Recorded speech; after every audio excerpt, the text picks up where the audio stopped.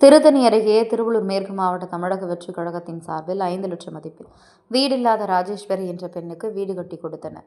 திருவள்ளூர் மாவட்டம் திருத்தணி சட்டமன்ற தொகுதியில் பள்ளிப்பட்டு வட்டம் அத்திமஞ்சேரி பேட்டை காந்தி நகர் பகுதியில் ராஜேஸ்வரி என்ற பெண் வீடில்லாமல் மிகவும் கஷ்டப்பட்டு கொண்டு இருப்பதை கண்டு அவருக்கு விலையில்லா வீடு வழங்க திருவள்ளூர் மேற்கு மாவட்ட தமிழக வெற்றிக் கழகத்தின் சார்பில் டில்லிபாபு மற்றும் நிர்வாகிகள் இணைந்து அந்த பெண்ணுக்கு 5 லட்சம் ரூபாய் மதிப்பில் கான்கிரீட் வீடு கட்டப்பட்டது.